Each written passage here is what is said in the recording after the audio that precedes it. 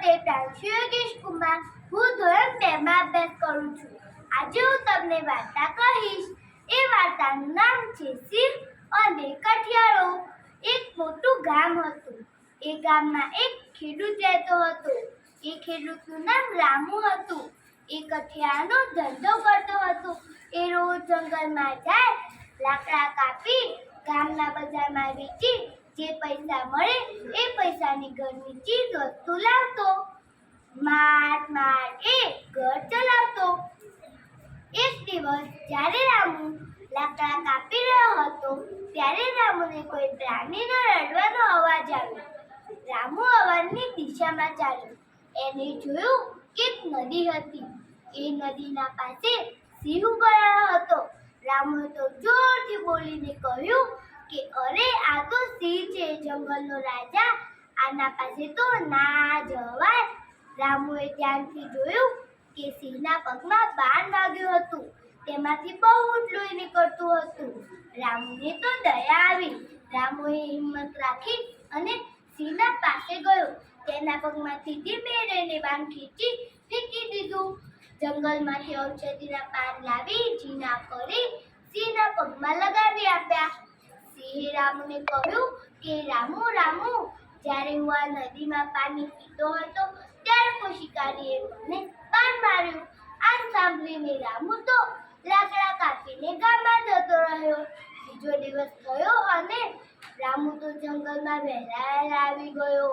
સિંહના પગમાં ઔષધિના પાન લગાવી આપ્યા અને લાકડા કાપીને પાછો ગામમાં જતો રહ્યો. સિંહને તો હવે સારું લાગવા મળ્યું. ધીમે ધીમે ચાલવા માંડ્યો.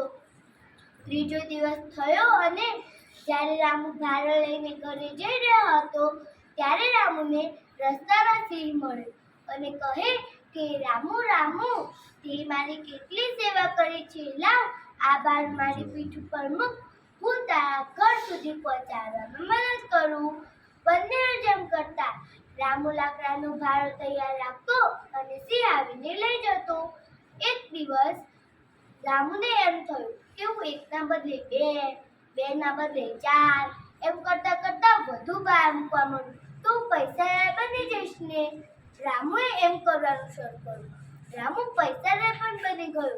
સાથે સાથે રામુ ઘમંડી બની ગયો. એના અંદર અભિમાન આવી ગયું. કોઈ વખત તો સિંહને ફટકારતો પણ અને અપશબ્દો બોલે. એમ કહે કે અરે આ કેમ ગધેડાની જેમ ધીમો ચાલે છે. આ બધું સિંહ સહન કરી લેતો હતો કેમ કે રામુએ તેની મદદ કરી હતી. જેમ જેમ દિવસો વીતતા ગયા એમ રામુનો લોભ વધતો ગયો. મહિનો, 2 મહિના, 3 મહિના વીતી ગયા. આ બધું સિંહ સહન કરતો ગયો. એક દિવસ સિંહને એમ થયું કે મેં તો એના ઉપકારનો બદલો ક્યારનો પણ વાળી દીધો છે. એ મને કેમ આવો વર્તાવ કરે છે. મારે કોઈ દિવસ એને સબક શીખવવો જ પડશે. એક દિવસ સિંહ રામુના ઘરે આવ્યો અને કહે કે રામુ રામુ, તું મારી પીઠ ઉપર કુહાડીનું ઘા કર. રામુએ કહ્યું કે અરે આ શું કરી રહ્યો છે. સિંહે રામને કહ્યું કે ગભરાઈશ નહીં, હું છું ને, તને કશું જ નહીં થાય. રામુએ તો સિંહની પીઠ ઉપર કુહાડીનો ઘા કર્યો. 4-5 દિવસો વીતી ગયા અને સિંહ રામુના ઘરે આવ્યો અને કહે કે રામુ રામુ, જોતો ખરો, મારી પીઠ ઉપરનો કુહાડીનો ઘા છે એ રૂંઝાઈ ગયો છે. રામુએ જોઈને કહ્યું કે હા, તારી પીઠ ઉપરનો કુહાડીનો ઘા તો રૂંઝાઈ ગયો છે. સિંહે રામુને કહ્યું કે જોઈ રામુ, કુહાડીનો ઘા તો રૂંઝાઈ જાય છે પણ કોઈ દિવસ શબ્દોનો ઘા મનમાંથી નથી રૂંઝાતો. આજથી હું તારી મદદ નહીં કરું. એમ કહીને સિંહ તો જંગલમાં ચાલ્યો ગયો. જોઈ બા દોસ્તો, આપણે પણ કોઈને અપશબ્દો ના બોલવા જોઈએ અને કોઈનું અપમાન ના કરવું જોઈએ. અસ્તુ જય હિન્દ, જય